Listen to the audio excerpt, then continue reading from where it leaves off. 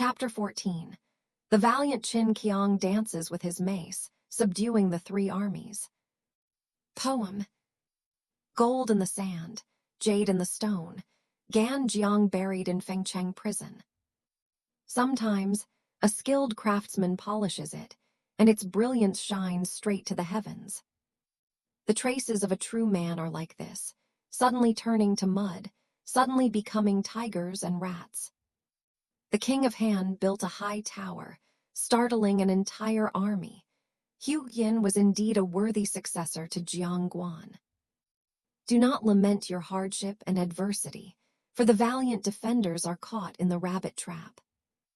If only you possess a treasure within your heart, you will eventually see the jingling of jade pendants carried into the imperial palace. As the saying goes, when fortune smiles, gold loses its value. When luck arrives, even the hardest iron shines. Xu Bao had accomplished some things in Shandong, but upon arriving in Lezhou, he suffered many setbacks. His luck simply hadn't arrived yet. Once he met Lord Luo, wouldn't he rise from humble beginnings to the heavens, displaying his lifelong abilities? Lord Luo wanted to support Xu Bao and put his army to the test. Lord Luo sat in his tent, his 100,000 soldiers drawing lines on the ground, their tactics perfectly organized. Before him, officers and generals, fully armed and wielding sharp weapons, stood in ranks on either side. Xu Bao watched from the left, secretly nodding. I'm like a frog in a well, ignorant of the vastness of the world, arrogant in Shandong. Look at my uncle, over 50, with a neatly trimmed beard and hair, wearing the robes of a first-rank official, wielding the power of life and death, commanding obedience at a single command. That's what a true man should be like. But Lord Luo wasn't even looking at the troops. His attention was solely on Xu Bao. Seeing Qin Qiang nod with a hint of admiration, he called him over, saying, "Qin Qiang." Xu Bao knelt and replied, "Yes." Lord Luo asked, "What martial arts do you know?" Qin Qiang replied, "I know how to use double maces." Lord Luo had asked him about it at the banquet at the commander's mansion yesterday, so why was he asking again today? He knew that Xu Bao's double maces were stored in the Lezhou warehouse, and it wouldn't be good to just take them out and demonstrate with him. Lord Luo ordered his servants, "Bring down my silver maces." Lord Luo's 2 maces, including the gold inlaid targets, weighed over 60 caddies in total, and were about the same length and size as Xu Bao's maces. However, his hands, used to heavy maces, found Lord Luo's light maces even more comfortable. 2 servants brought them down. Xu Bao knelt on the ground, took the silver maces, and leaped up with great skill, swinging the 2 maces as if a silver dragon protected his body and a jade python coiled around his waist. Lord Luo, sitting in his seat, exclaimed, "Well done!" Did Lord Luo have no one else wielding the mace under his command, and why was he the only one praising Qin Qiang? Lord Luo intended to imply the admiration of the generals before him, and the generals, understanding their lord's meaning, shouted in unison, "Excellent!" The young master, standing outside the gate, perched on the steward's back, watched his cousin's mace dance with such skill that his body was almost completely obscured by the moonlight. He dared not shout his praises, but secretly rejoiced, thinking, "Truly excellent." After finishing his mace dance, Uncle Bao presented it to the master. Lord Luo then asked, "What other martial arts do you know?" Uncle Bao replied, "I know a little about spears." Lord Luo ordered a spear to be brought forward. The officers, flattering Uncle Bao, selected the finest spear and brought it up.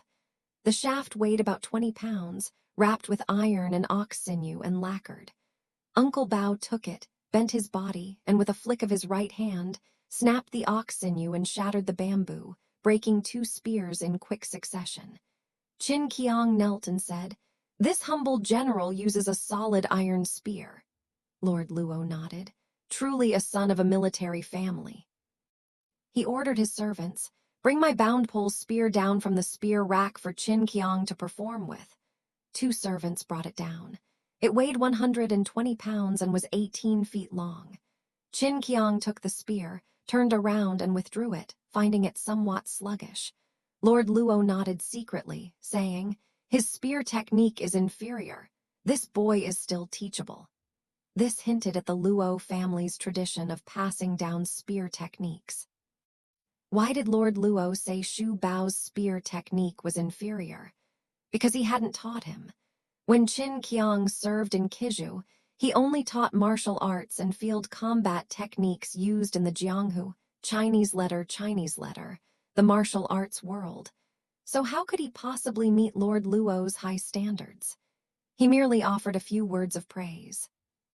The officers were also surprised by the way he wielded the heavy spear, and seeing his impressive display, they, without discerning right from wrong, joined Lord Luo in cheering. Even Xu Bao himself probably thought it was good. After Xu Bao finished his spear demonstration, Lord Luo immediately ordered the drills to begin. A cannon boomed in the training ground, and it was.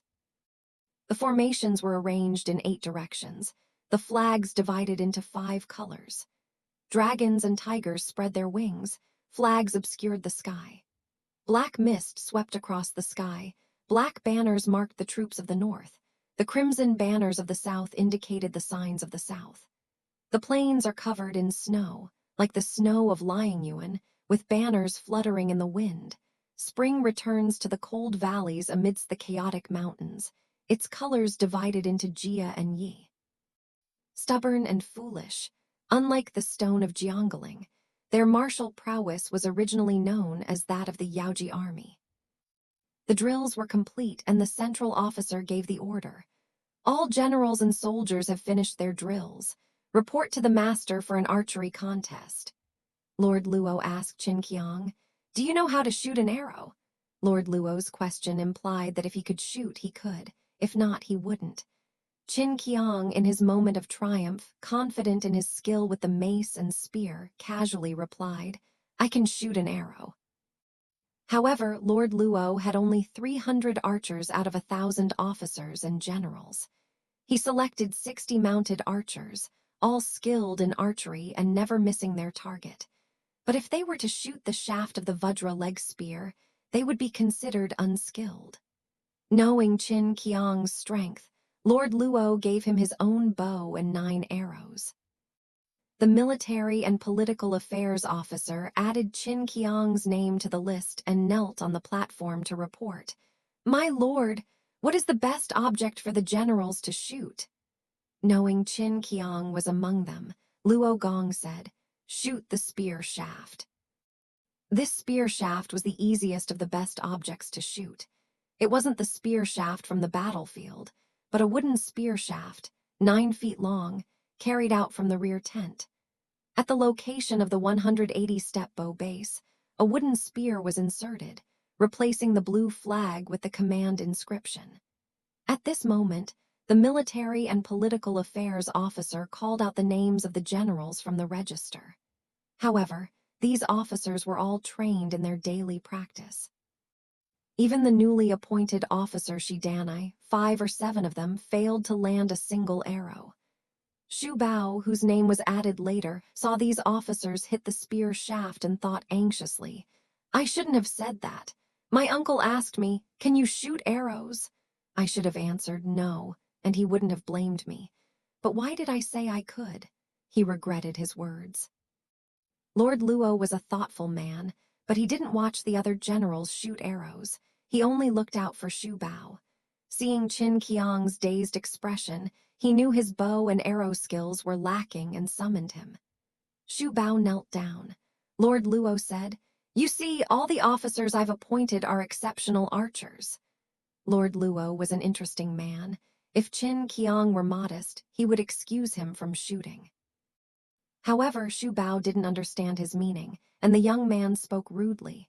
"The general's shooting spear shafts is inanimate. It's nothing special." Lord Luo said, "You have such exceptional archery skills." Xu Bao replied, "I can shoot birds that never stop flying in the sky." Lord Luo, being old and willful, knew he couldn't shoot spear shafts, so he insisted he shoot a bird to see.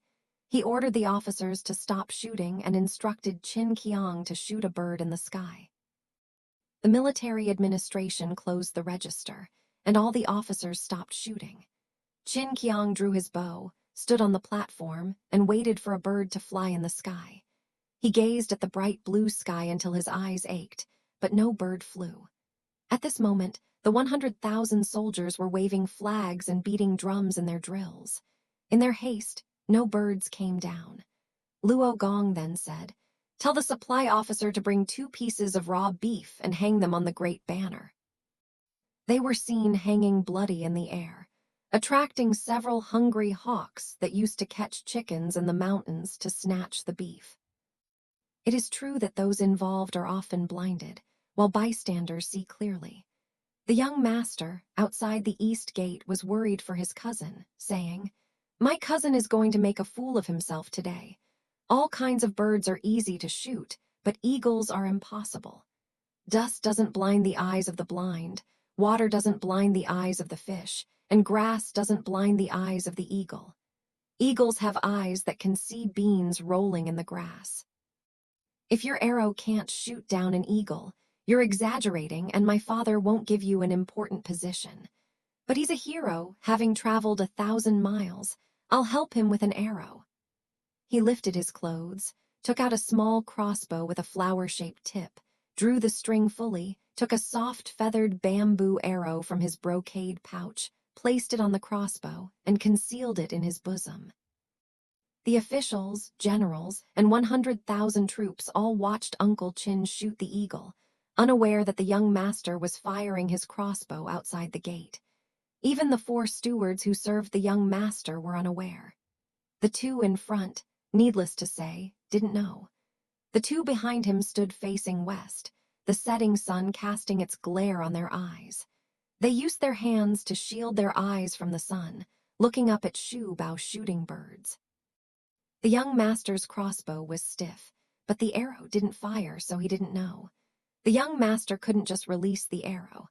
If Shu Bao didn't shoot and he shot down the eagle, who would be held responsible? Poor Shu Bao, seeing the eagle come down to snatch meat, was about to draw his bow when the eagle flew away again. The crowd urged him on, and Shu Bao had no choice but to draw his bowstring taut and release an arrow. The bowstring twanged, and the eagle sensed it first. Seeing the arrow coming, the hawk flipped over, using its folded wings to wrap the arrow under its stiff feathers, thus saving its life. Qin Qiang was worried.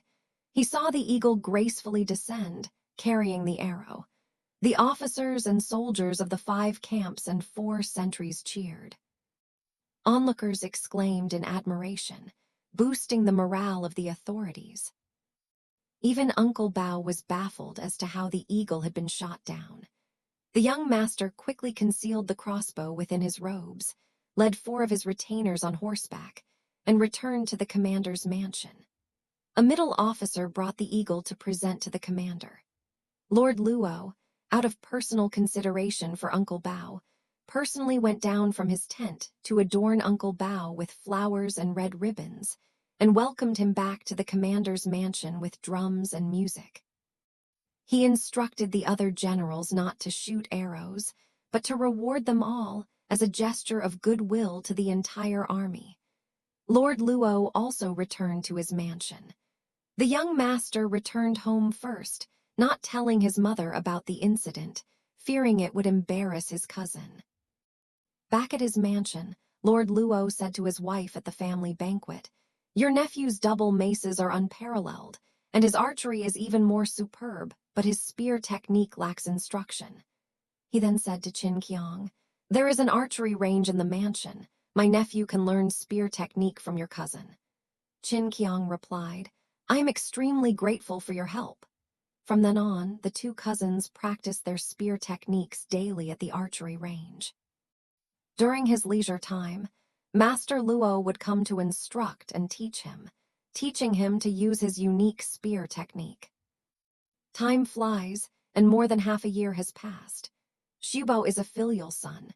When he was sent to Lezhu, he thought he could return home in a month or so, but unexpected circumstances forced him into many troubles.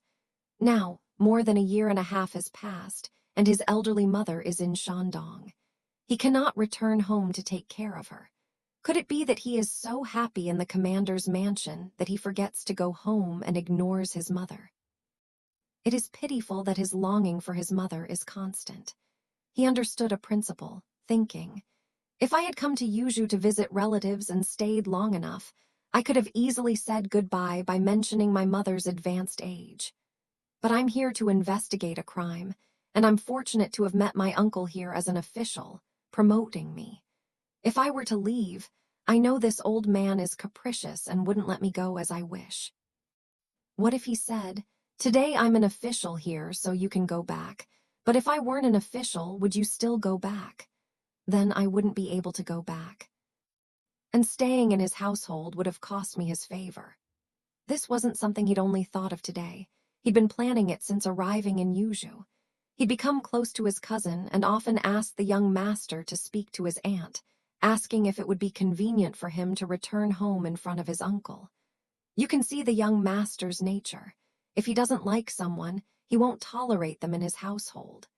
He and his cousin are kindred spirits, and he can't bear to see his cousin leave. Even if his parents wanted to send him away, they would still try to stop him. How could they possibly make things convenient for him? However, he casually lied, saying, I told my mother the night before last, and my father said he would send my brother back in the next few days. Having no one to question him, he unknowingly procrastinated for several more months, simply putting it off. Until August of the third year of Renshu, one day, Lord Luo was testing the two men's scholarship in his study. The young master had not yet washed or dressed when Lord Luo suddenly looked up and saw 4 lines of poetry inscribed on the whitewashed wall. Lord Luo recognized Qin Qiang's handwriting. It turned out that Uncle Bao, longing for home, had casually written these lines on the wall after a night of drinking. Lord Luo believed it was Qin Qiang's heartfelt expression, and upon seeing the poem, he was displeased. What were these lines? Each day away from home deepens my longing, like a lone bird roosting in a cold forest. Even though the scenery here is beautiful, my heart still yearns for home. Before his 2 sons could meet, Lord Luo went into the inner hall. His wife greeted him, saying, Master, you were testing your son's learning in your study. Why did you rush in? Lord Luo sighed. His sons don't take care of themselves. They're the ones who are raised to death. His wife asked, Why do you say that, Master? Lord Luo said, Madam, since your nephew went to Yuju, I've treated him the same as my own sons without any difference in kinship. My intention was that if there were trouble at the border, I would have him distinguish himself in battle, report to the court, and grant him an official position so he could return home in glory. Unexpectedly, your nephew doesn't appreciate my kindness but instead harbors resentment. Just now in the study, I saw 4 lines written on the wall. He always longs for home. It's not right for me to keep him here. Upon hearing this, the lady's eyes welled up with tears. My late brother passed away too early, and my sister-in-law is widowed in a foreign land. She only has this son, who has been away for many years and has no relatives to rely on. Now that you are supporting him, even if my nephew returns home in the rank of first-class official, it would be better to let him go home to see his mother. Lord Luo asked, Does Madam mean to send your nephew back as well? The old lady said, I have long held this thought, but I dare not say more. Lord Luo said, Don't be sad. Send your nephew back today. He ordered a farewell feast to be prepared. He sent out an order for a good horse with a long saddle to be brought to the commander's mansion for official use. Lord Luo went to his study and told his servant to go to the front study to tell Uncle Qin. Have Uncle Qin make a detailed account of the items stored in Leju last year so I can write a letter. At that time, Kai Giant was still serving in Leju, so it would be good to send Qin Qiang there to retrieve them himself. The boy went to the study and said, Uncle, Master intends to send Uncle Qin to Shandong. He has instructed that the items stored in the Leju warehouse be listed in detail, and Master will write a letter. The young master came inside and told Uncle Bao, who was overjoyed. The young master said, Quickly list the items stored in the Leju warehouse in detail and have your brother go and fetch them. Uncle Bao hurriedly took out a gold-lettered slip and carefully wrote it out. The boy took it back. Lord Luo wrote 2 letters, one to Prefect Kai of Luzhu to retrieve his luggage, and the other a recommendation letter from the Shandong Circuit Intendant to the General Administration Office. The banquet was ready, and the boy was called. "Please invite Uncle Chin to come out and drink with you." The old lady pointed to the banquet and said, "This is a farewell banquet prepared by your uncle for you." Uncle Bao wept and bowed to the ground. Luo Gong took his hand and said, "It's not that I'm keeping you here. I wanted you to achieve merit on the frontier and receive an official position so you could return home and continue your ancestors' lineage. But the frontier is at peace, and my wishes cannot be fulfilled. Your aunt says your mother is old. I'm sending you back now.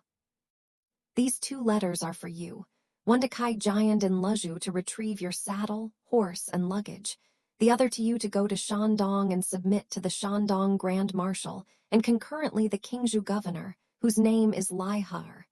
I am his father, and we are now divided into different regions. I will recommend you to his command as a flag officer. If you achieve merit in the future, you can be promoted." Xu Bao bowed in gratitude. After paying respects to his aunt, he and his cousin Luo Cheng bowed 4 times to each other. They drank several rounds of wine at the banquet before taking their leave. By this time, their saddle, horse, and luggage were already packed.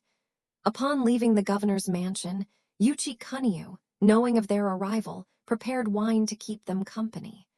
Xu Bao appreciated their hospitality and hurried to Zhuzhou that very night to bid farewell to Zhang Gongjin. Gongjin wanted to keep Xu Bao at his home for a few days, but Xu Bao was in a hurry to return, so he couldn't insist. Gongjin wrote a letter and attached a reply to Shan Xingxin before seeing him off. Xu Bao was eager to return home, and without stopping, he rushed to Luzhu and Hedong within 2 or 3 days. Upon entering the city and arriving at the Fujian restaurant, Wang Xiaoer saw it first and ran home, shouting, "Wife, something terrible has happened." Liu asked. "Why?" Xiaoer replied. "That Qin guest who shortchanged me on a meal before, he was involved in a murder case and went to Yuzhou to be punished." A year or 2 later, he returned with an official position, wearing a fine hat and riding a horse to the Fujian. "He's really angry with me. What should I do?" Liu said. "The ancient said it all. Leave some goodwill when you leave so you can meet again. I told you not to be so cold-hearted, but you wouldn't listen. Now I have no face to see him, you should hide." Xiaoer said, "I can't hide." Liu asked, "Why can't you hide?" Xiaoer said, "I'm a restaurant owner. If he says I'm waiting for him to come, how can I hide for that long?" Liu asked. "What should I do?" Xiaoer said. "Just say I'm dead. The dead don't hold grudges, send him away, and then I'll come out." Wang Xiaoer was alarmed, having given his wife this problem, and hurried away. Lady Liu was a virtuous wife, so she had no choice but to obey her husband and pretend to cry at home. When Uncle Bao dismounted outside the shop, Lady Liu greeted him. "Master Qin has arrived." Uncle Bao said, "My virtuous one, I haven't come in to thank you yet." He told his men, "Check the luggage on the horse, and I'll go to the mansion to deliver a letter." He took the letter from Lord Luo and went to the mansion. At this moment, Kai Gong was sitting in the hall when the gatekeeper reported that Lord Luo of Yuzhou had sent an official with a letter. Kai Gong instructed, "Let him in." Xu Bao was an interesting man. He became even more cautious when he was in a position of power. He entered through the east corner gate, carrying the letter, and came forward. Kai Gong, sitting in his seat, recognized him as Qin Qiang. He descended from the eaves and treated him with great courtesy. Xu Bao went up to the moon-shaped platform to pay his respects. Kai Gong first inquired about Lord Luo's well-being, and then said, "Regarding the matter of the soapberry forest in the 2nd year of Renshu, I will handle it leniently." Xu Bao said, "I am deeply grateful for your promotion, sir." Kai Gong said, "When Tong Huan and Jin Jia returned from Yuzhou, they mentioned that General Luo was your relative. I was very pleased and instructed you to go to Yuzhou to meet your relative." Xu Bao said, My uncle-in-law, Lord Luo, has a letter here. Kai Gong asked him to bring it. Seeing that the letter was in Luo Gong's own handwriting, Kai Gong, not wanting to return to his seat to open it, stood and read it. He said, "Brave Qin, General Luo's letter has nothing else to say but to retrieve the items he sent to me in Lezhou years ago." Xu Bao replied, "Yes." Governor Kai then ordered the treasury clerk to retrieve the smuggling and punishment register sent to the treasury in the second year of the Renshu era. The clerk and the treasury clerk, after reviewing the old and managing the new receipts and verifying the facts, presented the register to the governor's seat. Governor Kai used his vermilion brush to examine the silver. Some had already been lost when the arresting officers entered the house at Zhejiao Forest, and the military advisors had also taken advantage of the situation to confiscate it, so the amount was not as previously stated. Only 50 taels of loose silver remained untouched, sealed in the treasury. The yellow horse had already been sent to the government for sale. The horse's price of 30 taels of silver was stored in the treasury. 10 bolts of 5-colored Lezhou silk, enough to make 4 sets of summer and winter clothes, a set of silk bedding, and pillows were all still there. A gilded saddle and bridle, complete with stirrups, and 2 gold-plated maces were inspected one by one and ordered to be brought out by the treasury official. They were then handed over to Qin Qiang on the platform. Xu Bao couldn't carry so many things by himself, so the boy in the golden armor who had untied him helped him carry them. Governor Kai then instructed the treasury official, "Use 100 taels of silver from the prefecture's public funds, sealed in a package, to send to General Luo and his trusted Qin Qiang warrior for travel expenses." This is, when fortune smiles, 1,000 taels of gold are easily found. When luck turns, even a pot of wine on credit is hard to come by. Xu Bao bowed to Lord Kai and took the 100 taels of silver. Pijai and Guojun helped him carry a lot of luggage, and they went to Wang Zioer's shop. Xu Bao was exchanging greetings and conversation with Pijai and Guojun when Liushi knelt on the ground, weeping, saying, "Last year my husband was wrong. How cold-hearted he was, offending Master Qin. It was his own fault. Since Master Qin's case, the military governor arrested our family, spending several taels of silver. He was unhappy and fell ill, then died." Xu Bao said, "It wasn't your husband's fault back then. It was because my purse was empty that your husband looked down on me. The world is cold-hearted as it has always been. But your kindness, like a needle and thread, is still etched in my heart. Now that your husband is dead, you are a widow and an orphan. I once said here that you are comparable to the woman who washed clothes in Huyin. Today, I offer this 100 taels of silver as a birthday gift." Liushi bowed in gratitude. Xu Bao left Pijai and Guojun at the inn for a short while, then went to the south gate to visit Gao Kaidao's mother. Unexpectedly, Gao's mother had moved away half a year ago. It was truly a case of, "It's easy to repay kindness when rich, but difficult to show generosity when poor."